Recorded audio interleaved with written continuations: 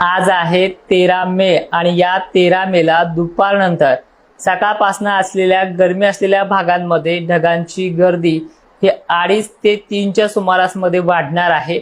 आणि महत्त्वाचं म्हणजे यावेळी जिल्हे थोडे वेगळे आहेत आणि त्या जिल्ह्याला 3:30च्या आसपास तर काही ठिकाणी संध्याकाळपर्यंत सक्रियतेची शक्यता दाट आहे।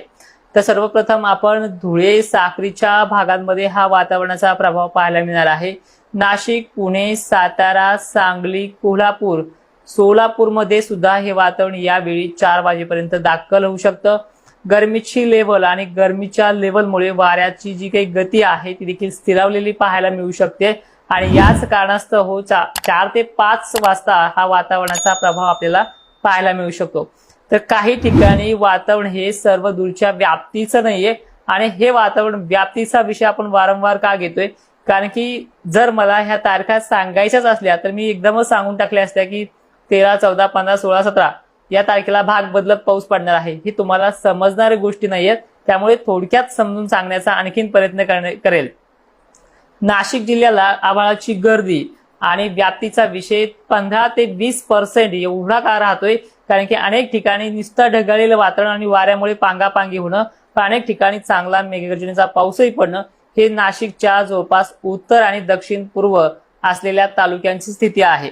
त्याच दिशेने जर आपण पाहिलं पुण्याची ही सेम कंडिशन आहे। साताऱ्याची सुद्धा दक्षिण उत्तर भागाची व्याप्ती वाढलेली आहे आणि कोल्हापूर सांगलीच्या भागात देखील हा दस्तक देतोय। विषय राहिला पंढरपूर सोलापूर भागांचा, तर इथे व्याप्ती कमी आहे पण वातावरण मात्र खूप सक्रिय होण्याचा अंदाज आहे। अहिल्यानगरला सुद्धा दक्षिण संगमनेर परिसर, अकोले, राहुरी, शिर्डी भागांमध्ये भाग बदलत यापेक्षाही सोयीस्कर सांगायचं म्हटलं तर 15 ते 20% एवढा व्याप्तीचा वातावरण आज दुपारनंतर ऍक्टिव्ह होणार आहे। छत्रपती संभाजीनगरला वातावरण भीती दाखवेल तर काही ठिकाणी मोजक्या स्वरूपाचा पडेल अशी स्थिती आहे। वैजापूरचे दक्षिणेकडील भाग, पैठण, गंगापूरमध्येची दस्तक काही ठिकाणी राहू शकते।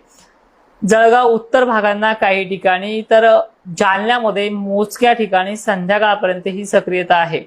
सोलापूरच्या निघलेल्या वातावरणाचा प्रभाव बीड जिल्ह्यामध्ये, लातूर, धाराशिव परिसरामध्ये काही मोजक्या भागांना राहील। सर्वांना धाक नाहीये, मात्र आभाळ दिसल्या तुमचा कांदा वगैरे जे काय आहे ते 2:30 ते 3च्या सुमारास गरमीची लेवल आणि आभाळ पांढऱ्या कलरचं आणि थोडंसं अंधुक धुळीसारखं वातावरण पाहायला मिळालेल्या भागांनी सतर्क राहणं हे बीड जिल्ह्यासाठी आणि लातूर जिल्ह्यासाठी हा अंदाज होता।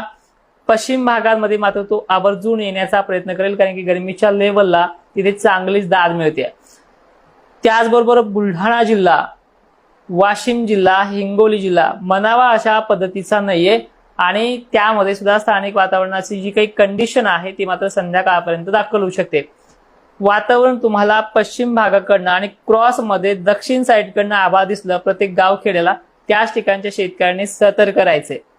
या पलीकडेही जाऊन सांगायचं म्हटलं तर सर्वात मोठी तारीख 14 आणि 15 ही महाराष्ट्रामध्ये सांगितली, पण मी तुम्हाला त्याबद्दल एक स्पेशल व्हिडिओ दिलेला आहे 2 दिवसापूर्वी की विषय असा आहे की हा वातावरणाचा प्रभाव स्थानिक लेवलला आहे। मग घाबरायचं कोणी, कारण की लग्नाची सर्वात मोठी तारीख आहे। या ठिकाणी ह्या नियोजनकारांना एक विनंती असेल, जर तुम्हाला रात्रीच्या लग्नाला, दिवसाच्या लग्नाला तर त्रासच नाहीये, कुठेच पाऊस दिवसाच्या लग्नाला अडथळे घालणार नाही, 4-5 वाजेपर्यंत बिनधास्त लग्न पार पडतील। मग 4 किंवा 5च्या नंतर किंवा संध्याकाळपर्यंतच्या लग्नाला कुठे अडथळे साहजिक येऊ शकतात, तर थोडक्यात सांगण्याचा प्रयत्न करेल। 10-5 गावखेडे सिल्लोडमध्ये, कन्नडमध्ये आणि छत्रपती संभाजीनगरच्या उत्तरेकडील भागांमध्ये, पण विषय विनंती अशी आहे त्यामध्ये फक्त तुम्हाला दक्षिण भागाला गरमी चांगली पद्धतीची पाहायला मिळाली आणि ढग दिसले तरच सतर्क राहा, नाही तर एवढा मोठा धाक 14 तारखेच्या लग्नांना नाहीये। सेम कंडिशन अहिल्यानगर, बीड, जालन्याचे आहे आणि लातूरचे आहे। ढग येतील, 1-2 ठिकाणी पडतील, धाक मोठा नाहीये, बिंदास लग्न कार्य पार पाडायचे। त्यानंतर विषय येतोय 15 आणि 16 तारखेचा। सेम कंडिशन सोलापूर वगैरे भागांमध्ये। मी तुम्हाला त्या दिवशी सांगितले की आपल्या एका अंदाजावरती ऊस उत्पादक शेतकरी पाणी थांबवतो, त्यामुळे एवढी मोठी काही शक्यता तिथे नाहीये। विनंती तुम्हाला सांगितलेली आहे की 22 ते 23 तारखेदरम्यान मोठा अवकाळी हा महाराष्ट्रावरती येतो। त्याची व्याप्ती भाग बदलत पद्धतीने नाही तर ती चांगल्या पद्धतीने आहे, 40 ते 50% व्याप्ती, पण जवळपास हा 4 ते 6 दिवस जास्त असल्यामुळे अनेक भागांच्या मशागतीचे कामं त्या पावसामुळे आटोपतील असा अंदाज आहे आणि तो जवळपास 4-5 दिवस कंडिशन नुसार राहील अशी परिस्थिती आहे। आता शेवटचा जाता जाता एवढं सांगेल की हा जो लाईव्ह आहे आपला हा शेवटचा आहे. शॉर्ट रील थोडक्यात अंदाज 2 मिनिटांमध्ये 3 मिनिटांमध्ये इथून पुढे तुम्हाला पाहायला मिळतील. पण लाईव्ह आपण पूर्णपणे 15 तारखेपासून ऍप्लिकेशन मध्ये वळवलं आहे. त्यामुळे पेरणीचं नियोजन, पावसाच्या धारा किती प्रमाणात आहे, कारण की पश्चिम महाराष्ट्राला दरवर्षी पाऊस अवकाळी पडला तर तो ठीक राहतो, नाहीतर बारीक मान्सूनच्या पावसावरती व्यवस्थित पेरण्या होत नाहीये. दिवसभर पाऊस पडतो पण अंगावरचे कपडेही ओले होत नाही. अशा पद्धतीने शेतकरी पश्चिम महाराष्ट्राचा, मराठवाड्यातला सुद्धा आणि पूर्व विदर्भातला सुद्धा हैराण आहे. ह्युमिडिटीच्या लेवलकडे जर लक्ष देऊन पाहिलं तर ऍप्लिकेशन मध्ये आपण ते सविस्तर सांगूयात. फी काही मी जास्त मोठी ठेवली नाही त्याच्यामध्ये, पण विनंती आहे जरासा आपण ह्या वर्षी स्ट्रिक्टली काम करूयात आणि तुमच्या दुबार पेरणीच्या संकटाला थोडंसं अजूनही त्याला कमी करण्याचा प्रयत्न करूयात. तर जाता जाता एवढं सांगेल की हे बघा, आजचा जो काही सांगितलेला तुम्हाला मी सुरुवातीचा पाऊस आहे तो येणार आहे. त्यामध्ये पश्चिम महाराष्ट्रातील नाशिक क्षेत्राच्या दक्षिण उत्तर डोंगराळ परिसरातला समावेश आहे. त्याचबरोबर पुणे वगैरे सेम कंडिशन मध्ये सातारा, कोल्हापूर, राधानगरी परिसर हा देखील आहे. राहुरीकडे 1-2 ठिकाणी, अहिल्यानगरमध्ये काही ठिकाणी अशा पद्धतीचं आहे. मग नागपूरसाठी किंवा वाशिम, यवतमाळ या भागासाठी नवीन काय पद्धत आहे का, तर लक्षात घ्या.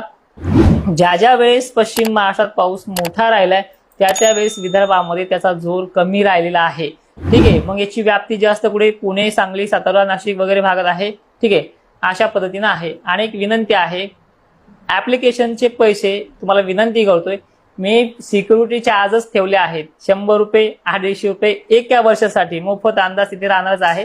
फक्त तुमचे जो तुम्ही नंबर देताय, तुमचा जो पत्ता सांगता त्याच्यामध्ये तो वाया जाऊ नये, कुठे कोणी चोरून घेऊ नये म्हणून ती सिक्युरिटी तेवढी टाईट ठेवलेली आहे. त्यासाठी ते चार्जेस आहेत. बाकी हे जे सांगतोय मी तिथे तेच सांगणार आहे. मात्र लाईव्ह आपला हा आजचा शेवटचा आहे. 10-5 कमेंट घेईन आणि आपल्या व्हिडिओला पूर्ण विराम देईल. तालुका अर्धापूर, जिल्हा नांदेड. सध्या तरी भीती नाहीये.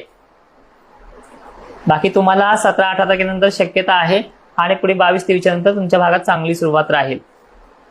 सांगली, तासगाव आज सुरुवात होते. मिनोद, तालुका अर्धापूर, जिल्हा नांदेड देखील मोजक्या ठिकाणी 1-2 ठिकाणची शक्यता आहे संध्याकाळी, मध्यरात्री, कारण की गरमीच्या लेवलमुळे होऊ शकतं, पण धोके मोठे नाही. जामखेड, जिल्हा नांदेड. नांदेडच्या खूप कमेंट्स येतात. आपल्या भागात सध्या धोका नाहीये. दक्षिण भाग जो आहे देलगूर वगैरे परिसर, इथे शक्यता वाटते 1-2 ठिकाणी, आणि 1-2 ठिकाणचा पाऊस त्यांनी सांगणं देखील बंद केलंय, कारण की 1-2 ठिकाणी 10-5 गावं घेतात, बाकीचे गुन्हेगार वाट बघतात. मेहकर असेल, बुलढाणा असेल, 1-2 ढगांचा अपवाद आहे.